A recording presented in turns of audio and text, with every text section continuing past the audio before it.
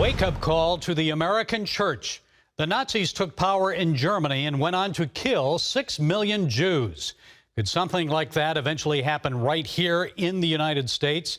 Well, our next guest is urging fellow Christians to repent of their silence in the face of evil before it's too late. Eric Metaxas is a journalist, author, and host of the Eric Metaxas Radio Show. His new book is Letter to the American Church. He joins us now to set us straight.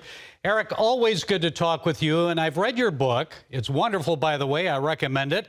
It seems, though, more like a thesis, perhaps a bit like Martin Luther's 95 Theses or writings by Dietrich Bonhoeffer. And you spend a significant amount of time discussing Bonhoeffer, detailing what happened in Germany during the 1930s. So explain the similarity, the parallels that you see happening today right here in the United States. Well, I'll simply say this. It is the silence of the American church on a host of issues today that many people say, oh, that's not a gospel-related issue. I don't want to be divisive. I want to be political. It is that silence which directly parallels the silence of German Christians in the early 30s. And it led to the satanic evil of the Nazi takeover of that culture where they crushed the church, they silenced the church.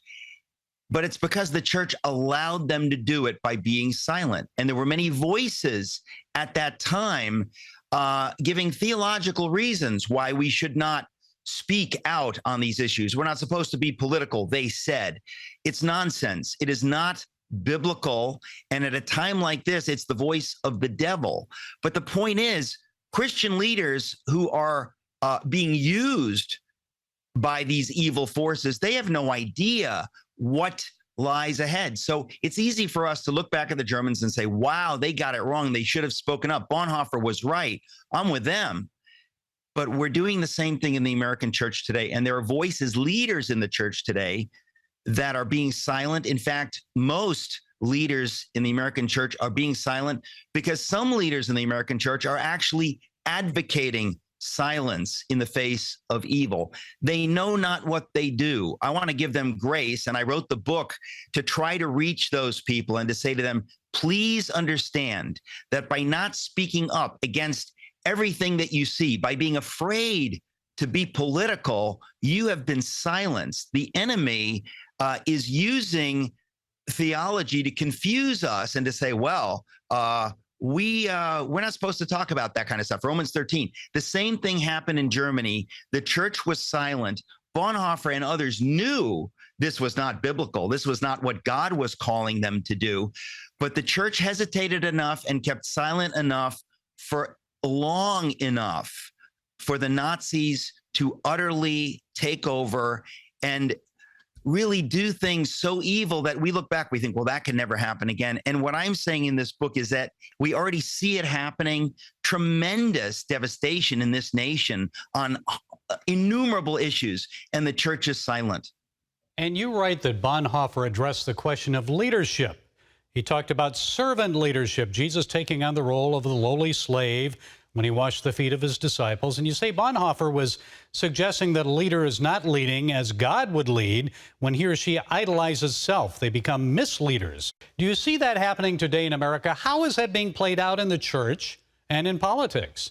20 years ago, if somebody said, well, don't be political because we have different kinds of people in our congregation, but you'd say today, the world has changed. Today, the left in America is advocating for cultural Marxism, which is atheism. It's atheistic. So when people are talking about a critical race theory, when they're talking about the transgender madness, all of these things are new. And if the church was silent 20 years ago, well, that was one thing.